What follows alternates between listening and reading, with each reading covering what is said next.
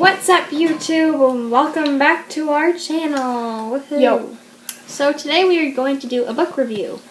So we each picked out 3 books that we liked, but they're not all of our favorite because I have lots of favorite books. These are kind of, let's just show them. So Cole will tell you about his first book first, and then me, and then him, and then me, and then him, and then me. There's no order of that we like them. Yeah, it's in no particular order. It's just order. Go. This is Weird But True. It's Weird But True. It's 2 rhymes, and it's 300 outrageous facts. They're all facts. I love facts. And oh jeez, not that one. This one, it's a fact. All of them. When bald eagles were named, the word bald meant white. Don't get that one. Let's go to a different one. Okay, different one. Okay, this one. I'll just read it and then show it to you. So, ketchup was originally sold as medicine. Ew. Ugh. I like ketchup, but medicine? Ugh. It's terrible, and then it's already full. Ow. Sorry, I stepped on your foot. Yeah. Thanks, Captain Obvious. Okay, read the back. Oh, yeah. And then the back is the creators of National Geographic Kids, the nation's most popular kid magazine, bring you the next exciting edition of this blockbuster series. How much is it? And it is US $7.95, and in Canadian, which is us, $8.95. And another cool fact is you can get the Weird But True app on the App Store, but if you have either BlackBerry or Android, boo-hoo for you. No app, just Apple. Yeah. Okay. Apple and Samsung. No, it just says the App Store for iPhone. So On iPhone, only Apple. We can't even get it. I know. So, my first book, not in any particular order, is this book.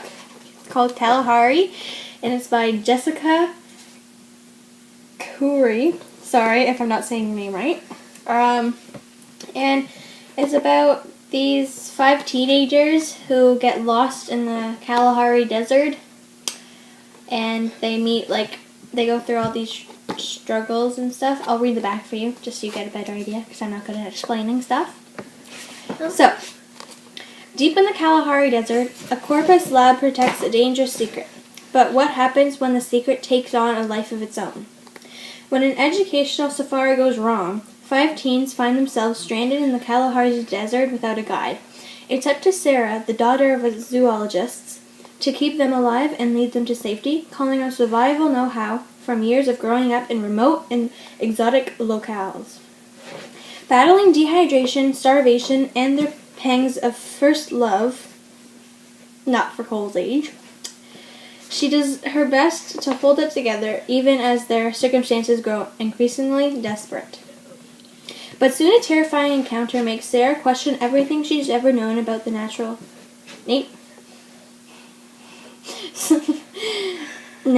world. A silver lion, as though made of mercury, makes a vicious, unprovoked attack on the group. After a narrow escape, they uncover the chilling truth about the lion's silver sheen, a highly contagious and deadly virus that threatens to spread across the entire area and eliminate life as they know it. In the breathtaking new novel by the acclaimed author of Origin and whatever, that's just about the author. So, I would recommend this book for people 11 and up, and if your parents do not like swearing, then I suggest not reading this book. There must be swearing in it. Yes, anyone Cole's age and under, 11 and under, I suggest not reading this book. So that's Kalahari. Yes, I suggest you read it. And it is $7.99 US. Doesn't say anything about Canadian, even though, yeah, it's by Scholastic. Go. It's by who? Scholastics. Okay, so this is Minecraft. I know she doesn't like it. Okay, yeah, she doesn't. It's basically like where you can, it says about how you can build stuff. That's why it's a shovel on the front. So, it's Minecraft shovel. And then there's like a castle right here, and some kind of thing like the Olympics is just starting. Looks like the torch. And then, and so here's the back. There's nothing that can't be built in Minecraft. But with so many possibilities, where do you start? And how will you ever match the creative flair of the experts? Ugh. That's basically it. It says other stuff, but that's just like The stuff in bold. Yeah. So Anything else you would like to share with us about the Minecraft book? So I suggest not reading it if you don't know what Minecraft is. Or if you do not like it. Yeah, or that's her. You already know that probably. And like, yeah, it's by Mojang. But you probably can't read that. Okay. And if you ever want to buy it, it's called the Construction Handbook at the bottom. How much is it? And it is, this is 9 over, but it is... Yes, for 9 plus apparently.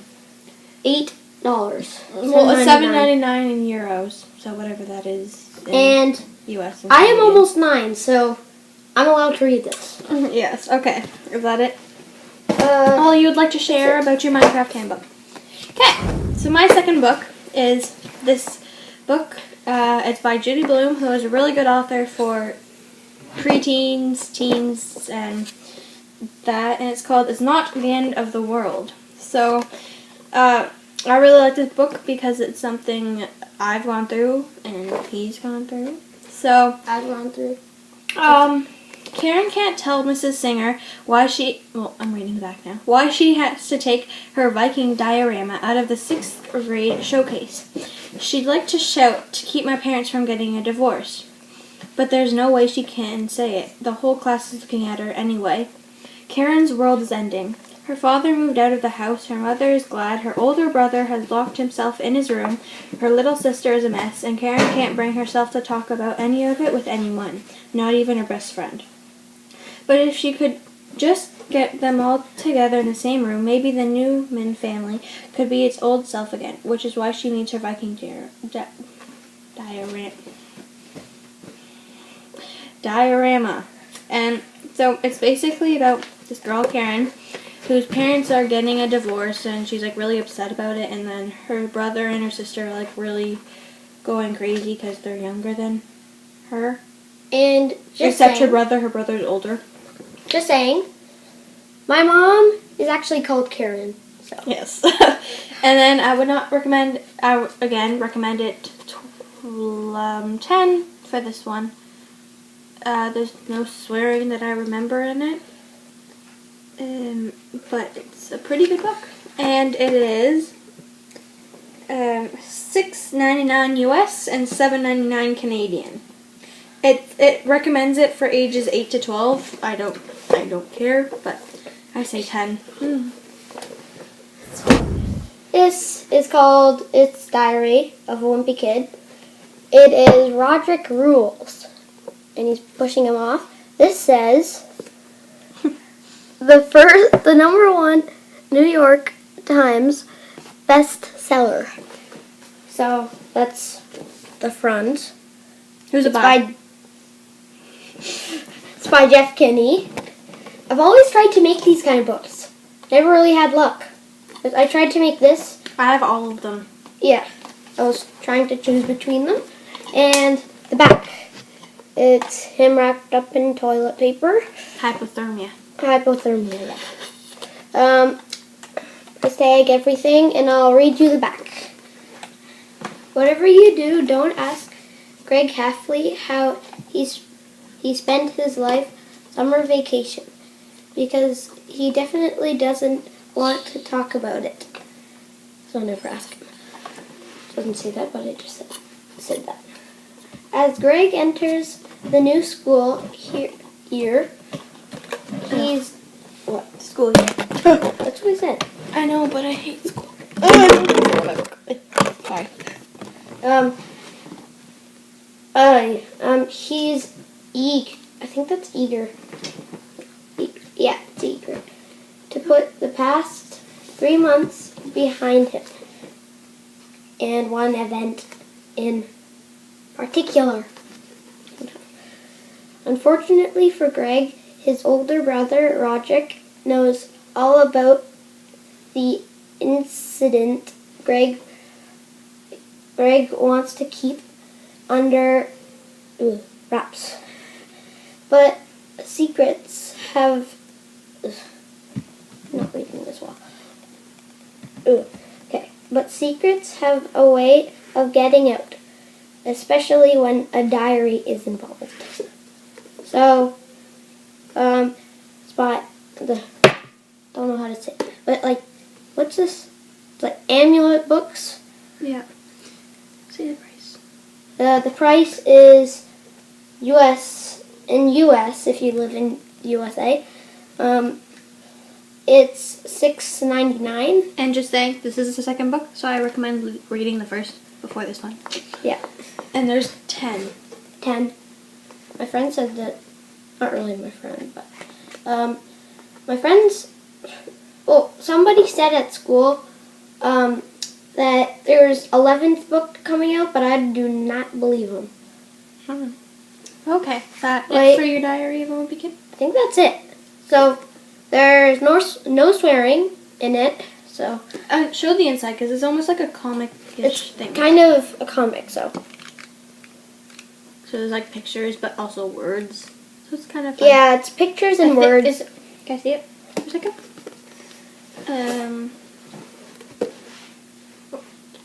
So it's like a graphic novel. No.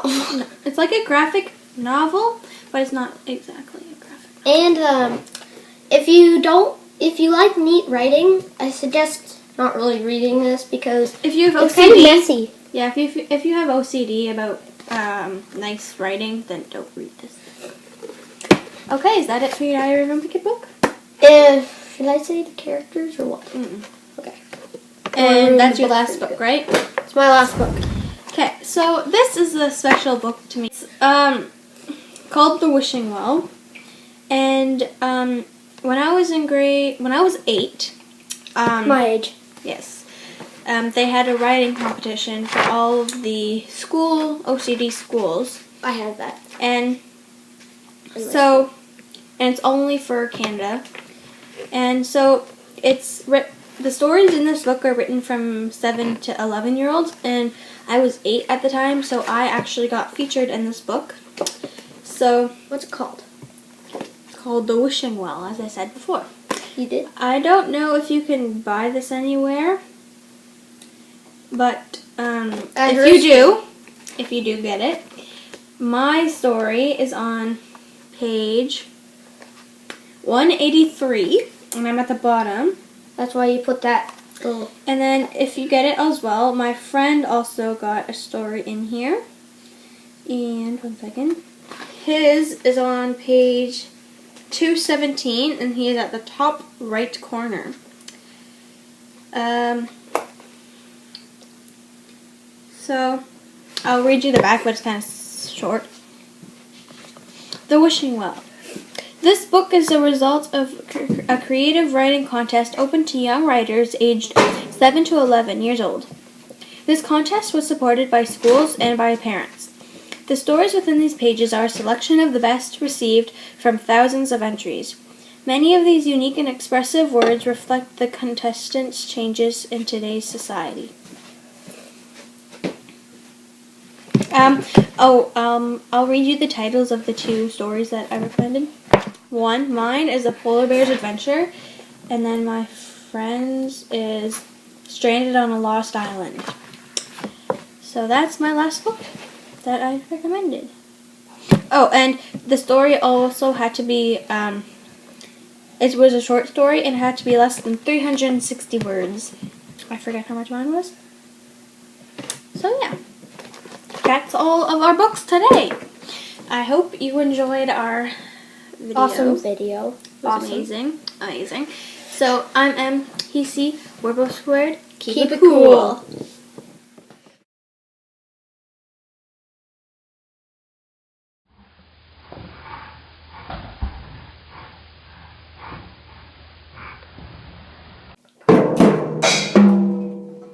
What's up, YouTube? Welcome back to our channel today.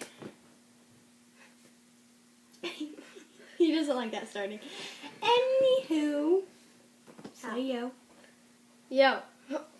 Let's redo this. We don't know what we're gonna be doing, but And we'll we're figure it redoing. out. And we have a sandwich. Yeah, sandwich.